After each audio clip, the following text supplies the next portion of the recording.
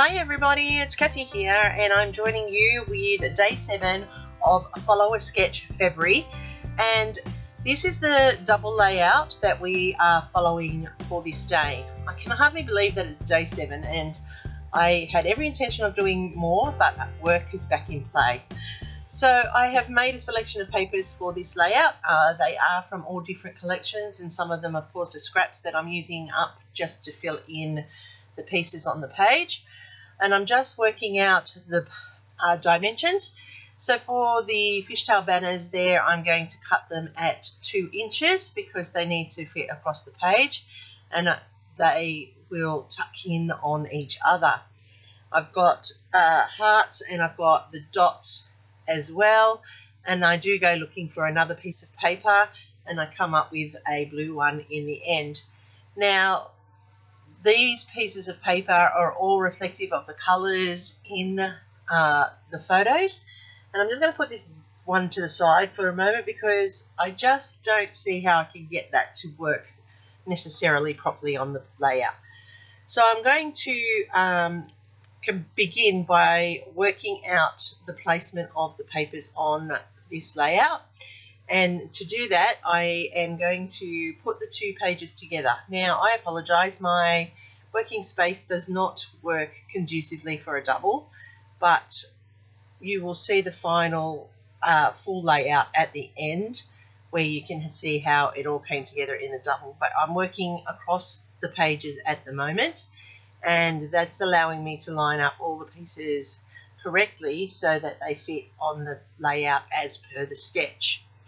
So as I work through this sketch, I have some issues with the way it comes together, how flat I find it at times, and I worry that it's too flat and not bright enough or polished enough, I would say would be the word, until I play around with it and add more. And that's where this layout is an example of adding more makes a big difference.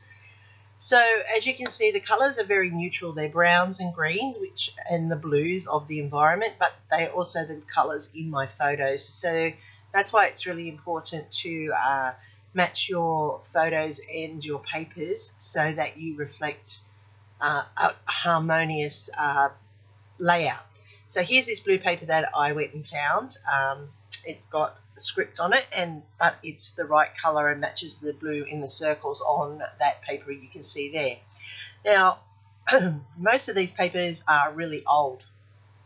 I've had them for so long that I don't even know where I got them from. So I'm just using up all my stock this year, hopefully, or well, a fair whack of my stock this year, because I have so much, and I buy it and then think I'm going to use it for the perfect layout, and I never actually ever use it. So now my goal is to just use it. So I'm putting tape onto the back of these banners so that I can put them in place, and then I can work my layout. It was a frustrating layout, I found, as I worked it. I struggled with it, getting my dimensions right. I have been able to use the pencil there to draw the line in so I could work where these fishtails fitted in, because I knew that they would be covered up. And so they're staggered in height, going up and down, so that line helped me to get that effect across the layout. And I just wanted to make sure that I was doing justice to the sketch. So here you can see I have put all of those fishtail banners into place, and then I've added the one over onto the right, which you can't see, and I'm sorry about that, but it is there.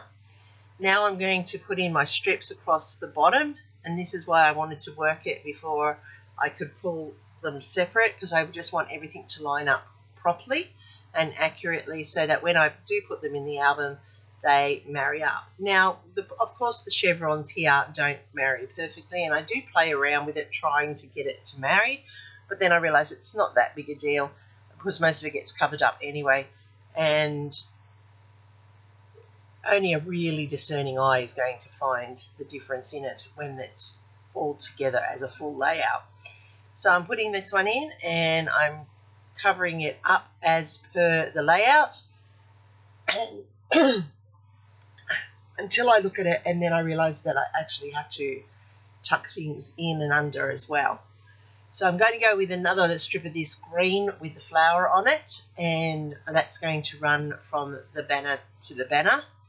It's, as I said, a tricky part of the layout process is getting it correct, because I do like to, follow the sketches pretty much as people design them, because I figure they've designed them, that's the way they wanted them to be, so I'm going to stick with them as much. Now, it is open to interpretation, so because the sketches don't have exact sizings, it is open to your interpretation of where they fit and how it comes together.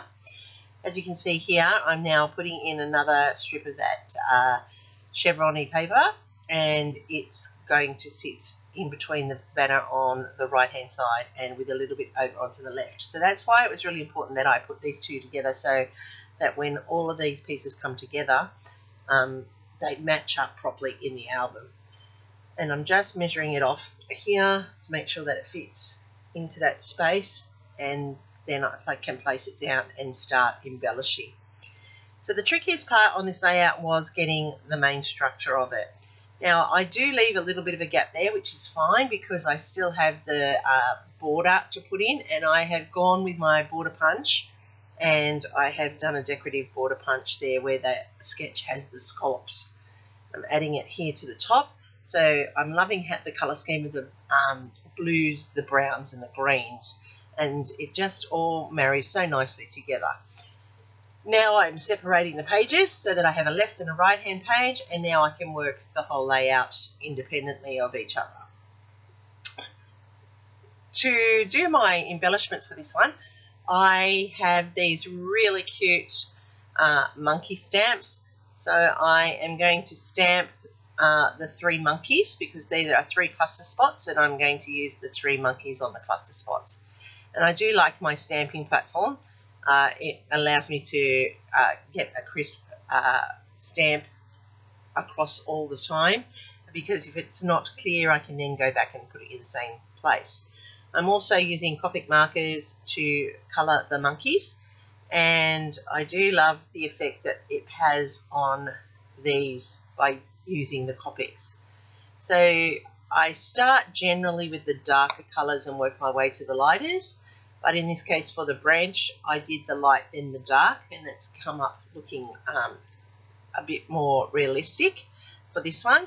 And this is the best thing about Copic markers, is the fact that they blend when you go over the top of each other. So it doesn't really matter what way you do it, other than you use the darker first and then go over with the light, because that allows it to blend a lot easier. So I've done the faces of the little monkeys, and I'm now just doing their hands and feet, and then I've done their noses with a light pink, and I'm going to use the darker shade to do their faces. You can just see how it all blends nice and smoothly. Now I'm going to use the darker brown, which I think was E35, and I'm just adding in the shadowing as though the light is on the monkey, and then I'm using E31 to do the rest of the monkey in the brown. And I love how this all blends together nicely, and these monkeys are so cute and cheeky, and that reminds me of the monkeys at the zoo. So I'm just going to finish it off here, topping off their bellies, filling in that space of the belly, and I need to use the darker brown there and topping off with a bit of the lighter brown. And I do love the overall effect that this has created. Now, the best thing about Copic markers, as they dry, they blend smooth, and they do give a really natural colour. I'm adding a little bit of a blue to their eyes, and then a little bit of a darker brown at points, along with darker parts of green to the leaves. Now, the beauty of those stamps is that I do have the dies that matched, and I was able to cut them out properly on the die cutting machine. So I have got double matting happening for one photo on each side. This is a photo of my daughter and myself at the zoo, and we were there early enough in the morning that the animals were being fed and they were very active. So it was very nice to stand there and watch the animals eating, and there's a picture of them eating. And at first I wasn't sure what they were eating, but they were eating red bamboo, and they really, really do love the red bamboo. There are also lots of babies at the zoo when we were there, so these monkeys in particular had a couple of little ones, and they were quite fun, and we spent a fair amount of time just watching their antics and the way they were looking after the babies and feeding. It was a great time to be at the zoo and to watch what was going on. Now, I'm just putting down the photos. There was a 4x6 and two 5 by 3.5, and then one I trimmed down to a 3.5 by 3.5. And so that's how I have done my photos for this sketch, and I put them in there. Now, when I first put these down and the monkeys, as I said, the layout is feeling very flat to me. So I do like the monkeys, and they do add character to the page, but I felt that as a whole it was still like very bare, very minimal. So I took my time to think about how I was going to build it up and layer it up. So I went and found a couple of tickets because it was the zoo, and I found a camera and I added that to that bottom cluster. Now I'm just going with a stamp to put in some stitching on the strips to join them, and I'm feeling that this is already making a big difference. As you can see, it's starting to lift that layout to that next level. Instead of just being a flat finish, I'm now starting to draw all of the pieces together.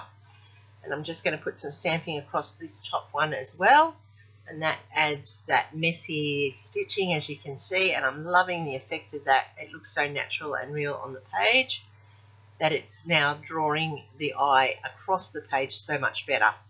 Now I have this zigzag stitch which I'm going to put along the bottom where I have got the punched border, and I'm also going to put it up here at the top so it joins the blues to the greens, and it looks quite effective, as you can see. And then I'm going to do the same on the other side, and that just allows for that to all join together nicely. Now I do have a big strip here that I want to join because I don't want that 2-line blank in the middle there, and by putting that zigzag stitch in, I'm finishing off that section, and it just feels like the layout is coming together so much better. And it is tricky when you've already got your elements down, so I'm using a blind so that I don't stamp over my photos. And I'm still not 100% happy, so what I'm going to do is I'm going to continue to add stitching in places because I just want it to be a full complementary layout. Then I'm going to put down my title, which I cut on my die cutting machine, and it's going to say Monkey Business. And I put the letters through the Xyron sticker maker so that they're sticky and I can just put them down. So much easier than trying to use glue, less mess.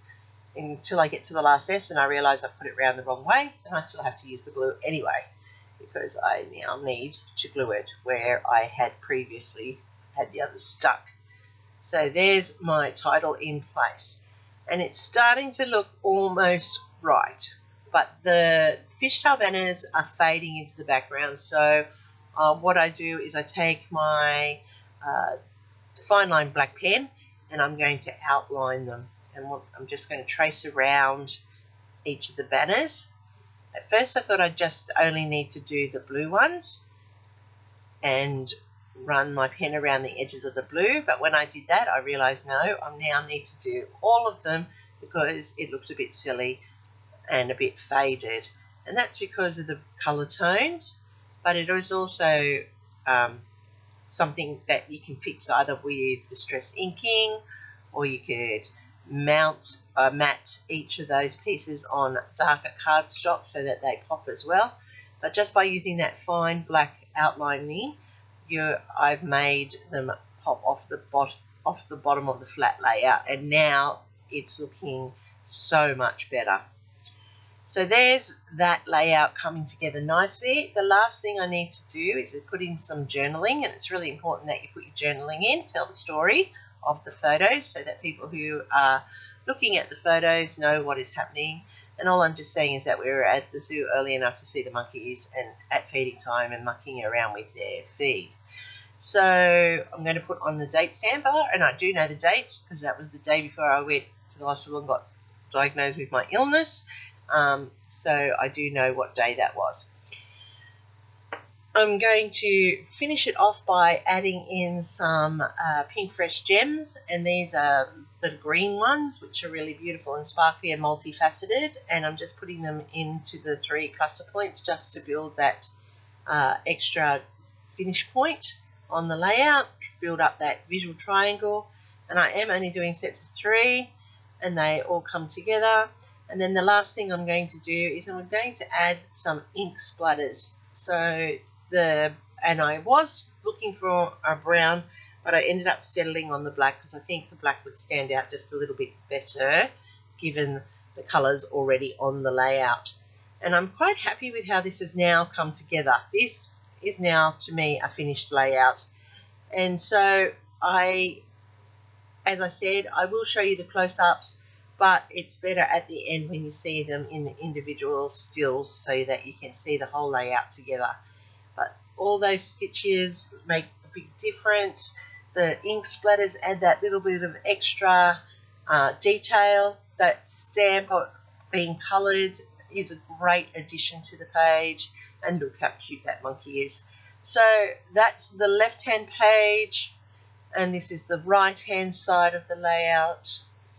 As you can see, it too has got the stitching, the border punch, the monkey, the gemstones, and they all just come together beautifully to create a fantastic double, which I am quite pleased with now that I look at it completed. So thank you for watching, everybody. There is a full playlist of all those people playing along with Follow a Sketch February down below. Make sure you go and check out, everybody, and leave some love. Thumbs up lets YouTube know you love what we're doing. Happy scrapping till next time. Here's my next video for you. Hope to see you there.